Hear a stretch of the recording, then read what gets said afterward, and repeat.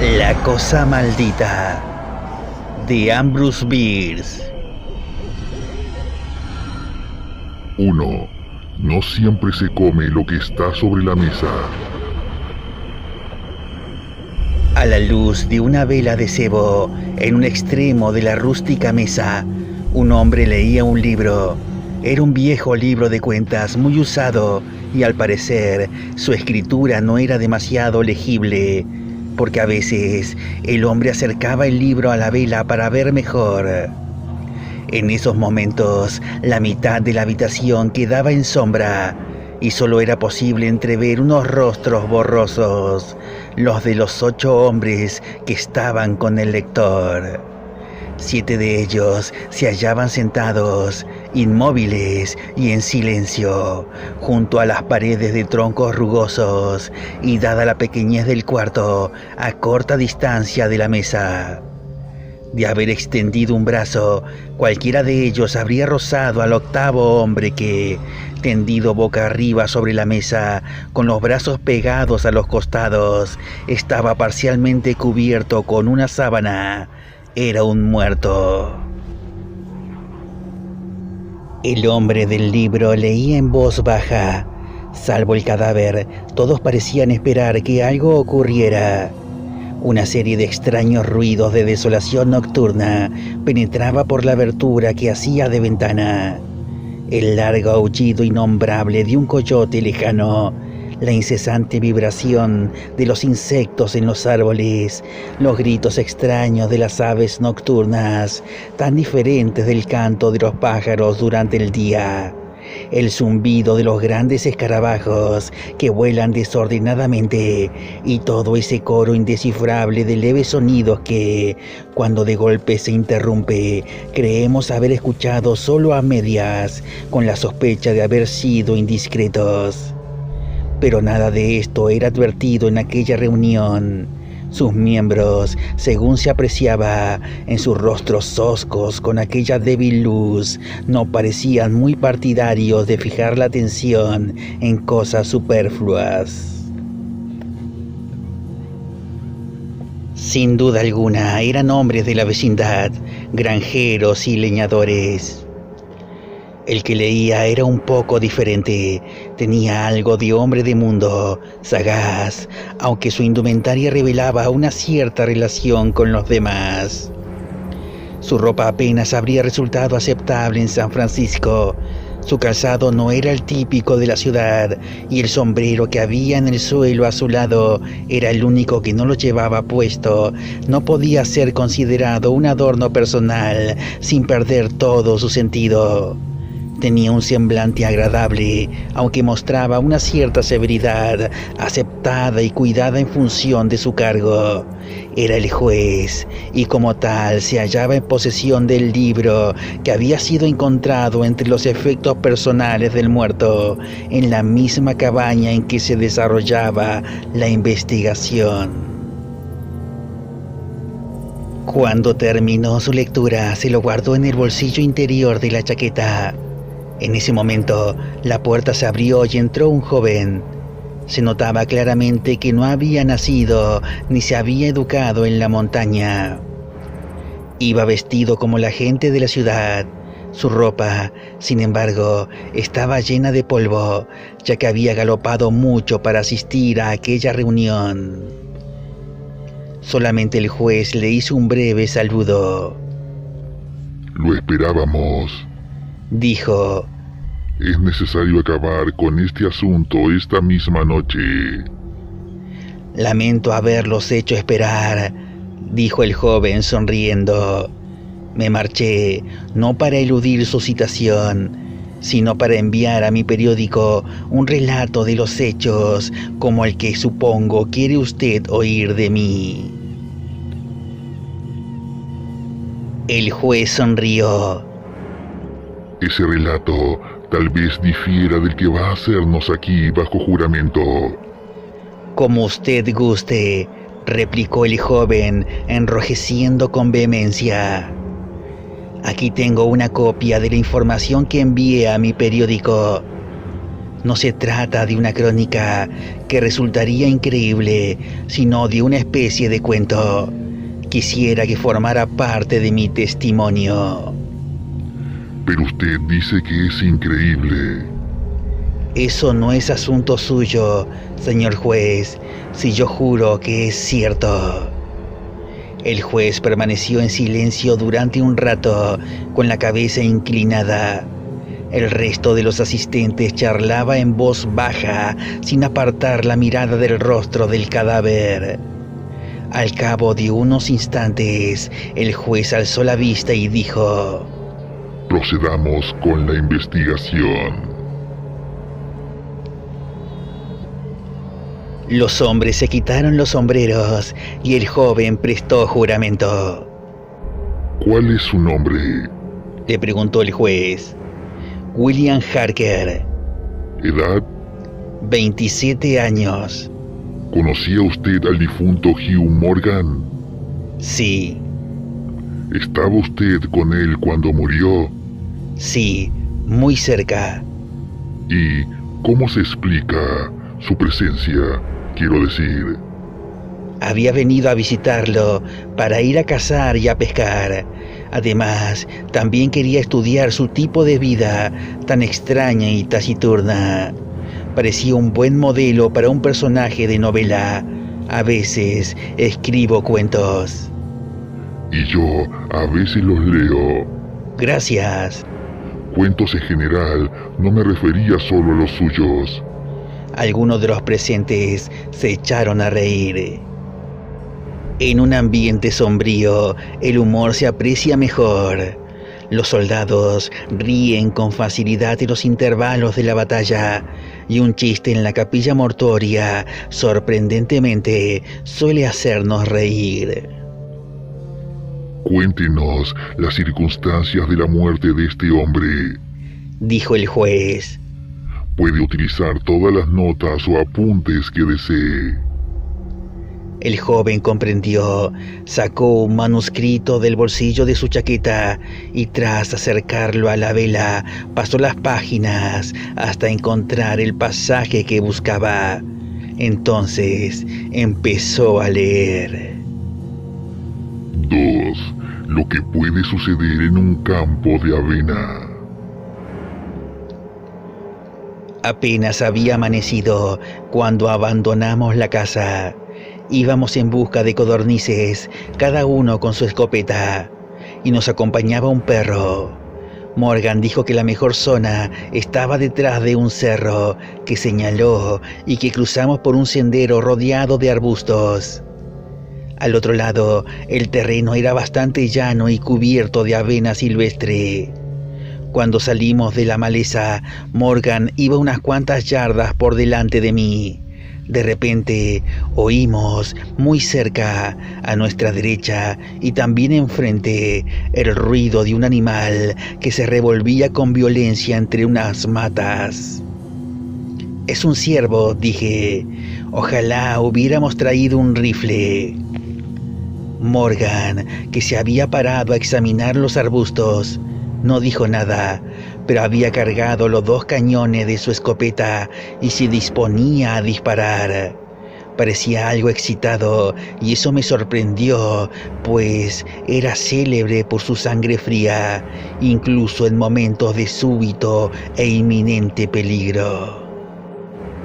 Ven, dije, no esperarás acabar con un ciervo a base de perdigones, ¿verdad? No contestó, pero cuando se volvió hacia mí, vi su rostro y quedé impresionado por su expresión tensa, alarmada. Comprendí entonces que algo serio ocurría, y lo primero que intuí fue que nos habíamos topado con un oso. Colgué mi escopeta y avancé hasta donde estaba Morgan. Los arbustos ya no se movían y el ruido había cesado, pero mi amigo observaba el lugar con la misma atención. ¿Pero qué pasa? ¿Qué diablos es?, le pregunté. Esa cosa maldita, Contestó sin volverse. Su voz sonaba ronca y extraña. Estaba temblando. Iba a decir algo cuando vi que la avena que había en torno al lugar se movía de un modo inexplicable. No sé cómo describirlo. Era como si, empujada por una ráfaga de viento, no solo se cimbreaba, sino que se tronchaba y no volvía a enderezarse. Y aquel movimiento se acercaba lentamente hacia nosotros. Aunque no recuerdo haber pasado miedo, nada antes me había afectado de un modo tan extraño como aquel fenómeno insólito e inenarrable. Recuerdo, y lo comento porque me vino entonces a la memoria, que una vez, al mirar distraídamente por una ventana, confundí un cercano arbolito con otro de un grupo de árboles mucho más grandes que estaban más lejos. Parecía del mismo tamaño que estos, pero al estar más clara y marcadamente definido en sus detalles, no armonizaba con el resto. Fue un simple error de perspectiva, pero me sobresaltó y llegó incluso a aterrorizarme. Confiamos tanto en el buen funcionamiento de las leyes naturales que su suspensión aparente nos parece una amenaza para nuestra seguridad, un aviso de alguna calamidad inconcebible.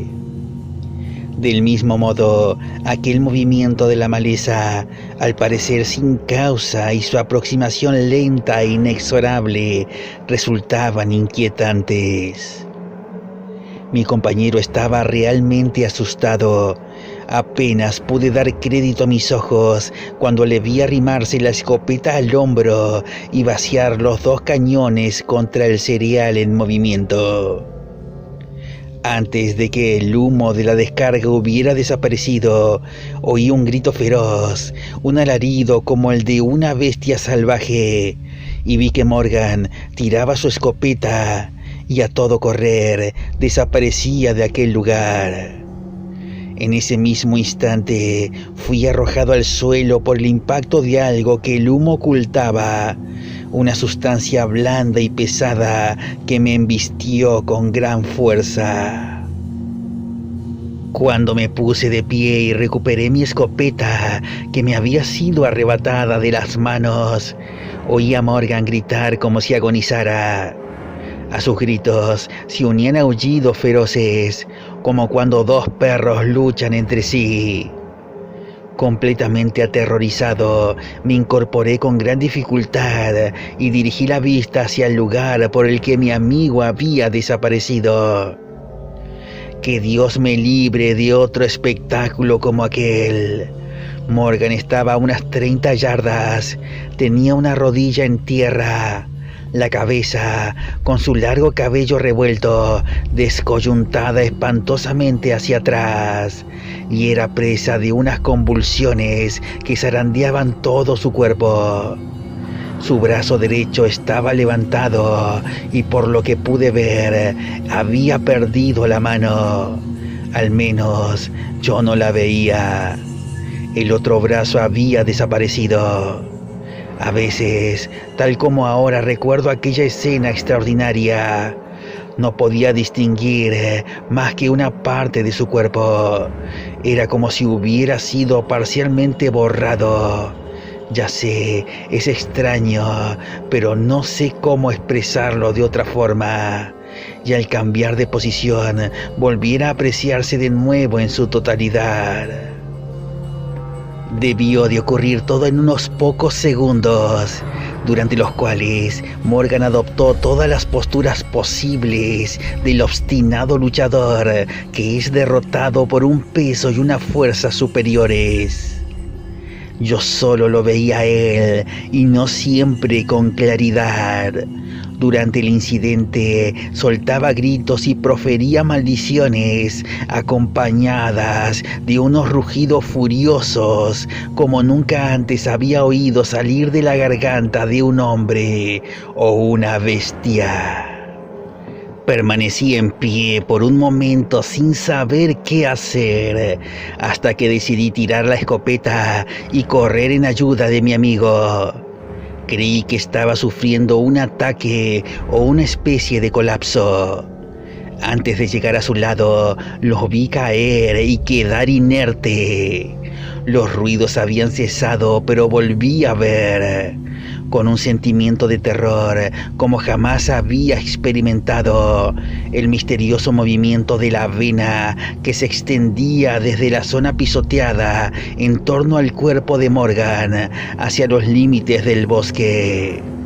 Solo cuando hubo alcanzado los primeros árboles, aparté la vista de aquel insólito fenómeno y miré a mi compañero. Estaba muerto. 3.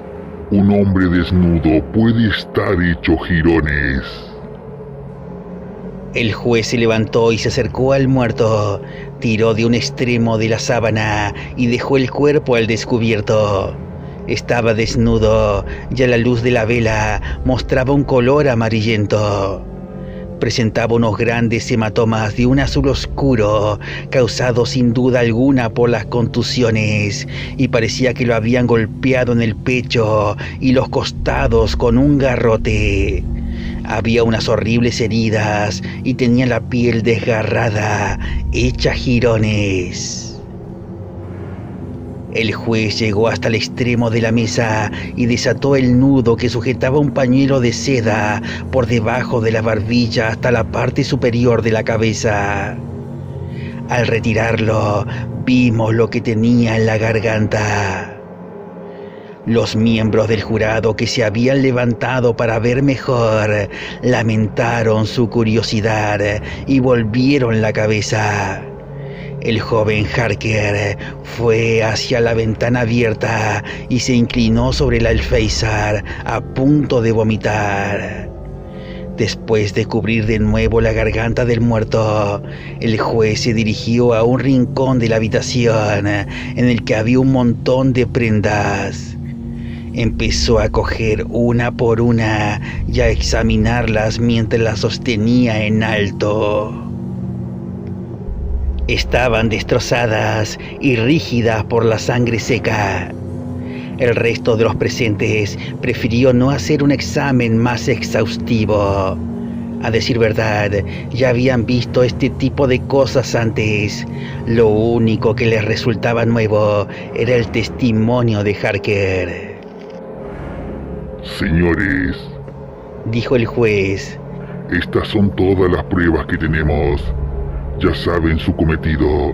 Si no tienen nada que preguntar, pueden salir a deliberar. El presidente del jurado, un hombre de unos 60 años, alto, con barba y toscamente vestido, se levantó y dijo: Quisiera hacer una pregunta, señor.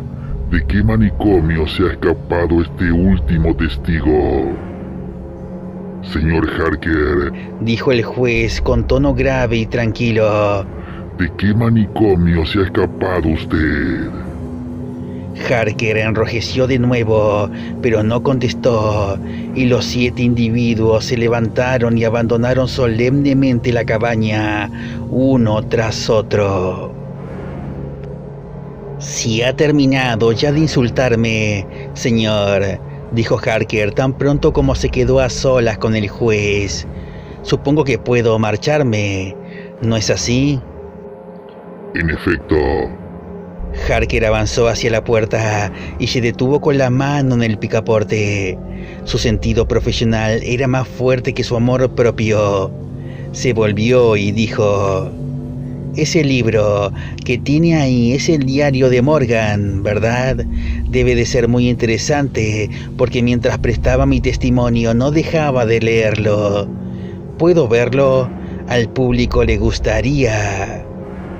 Este libro tiene poco que añadir a nuestro asunto, contestó el juez mientras se lo guardaba. Todas las anotaciones son anteriores a la muerte de su autor. Al salir Harker, el jurado volvió a entrar y permaneció en pie en torno a la mesa en la que el cadáver, cubierto de nuevo, se perfilaba claramente bajo la sábana. El presidente se sentó cerca de la vela, sacó del bolsillo lápiz y papel y redactó laboriosamente el siguiente veredicto, que fue firmado con más o menos esfuerzo por el resto. Nosotros, el jurado, consideramos que el difunto encontró la muerte al ser atacado por un puma, aunque alguno cree que sufrió un colapso.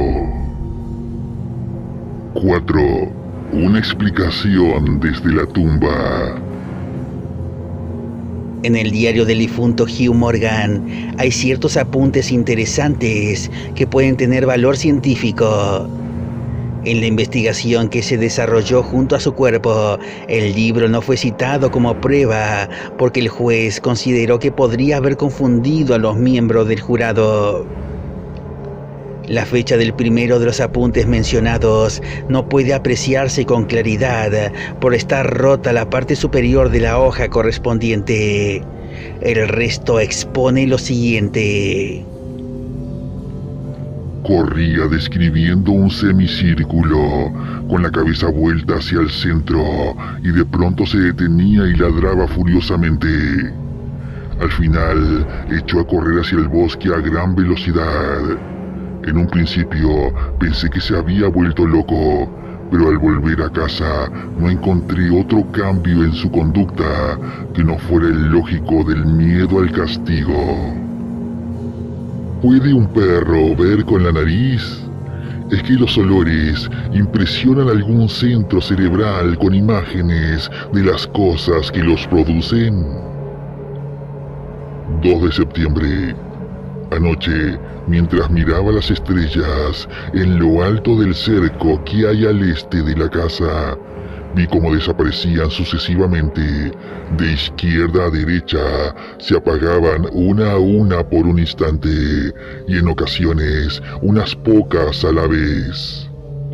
Pero todas las que estaban a 1 grado o 2 por encima del cerco se eclipsaban totalmente.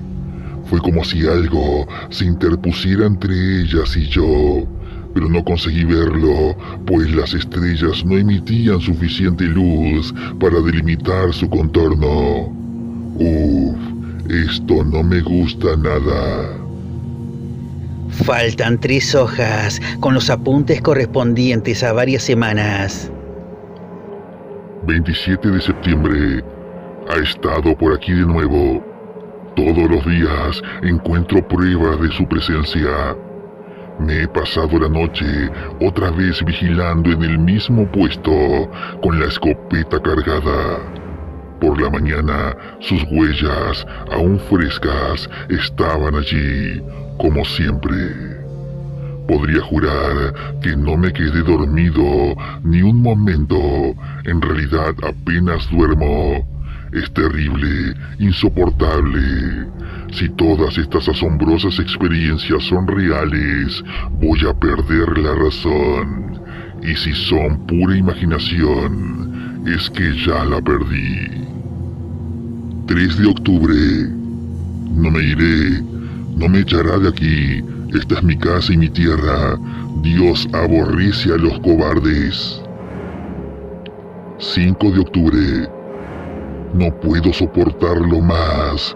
He invitado a Harker a pasar unas semanas. Él tiene la cabeza en su sitio. Por su actitud, podré juzgar si me cree loco. 7 de octubre. Ya encontré la solución al misterio. Anoche la descubrí de repente, como por revelación. ¡Qué simple! ¡Qué horriblemente simple! Hay sonidos que no podemos oír. A ambos extremos de la escala hay notas que no hacen vibrar ese instrumento imperfecto que es el oído humano. Son muy agudas o muy graves. He visto como una bandada de mirlos ocupan la copa de un árbol, de varios árboles, y cantan todos a la vez. De repente, y al mismo tiempo, todos se lanzan al aire y emprenden el vuelo. ¿Cómo pueden hacerlo si no se ven unos a otros? Es imposible que vean el movimiento de un jefe. Deben de tener una señal de aviso o una orden, de un tono superior al estrépito de sus trinos, que es inaudible para mí.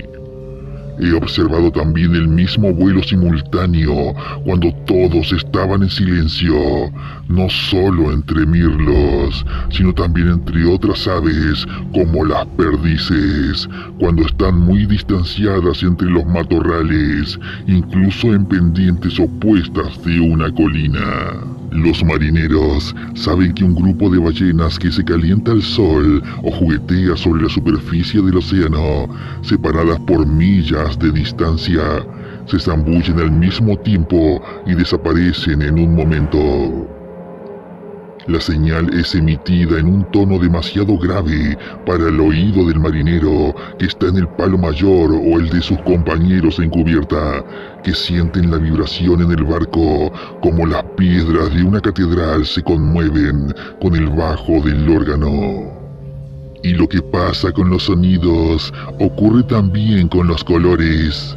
A cada extremo del espectro luminoso el químico detecta la presencia de los llamados rayos actínicos.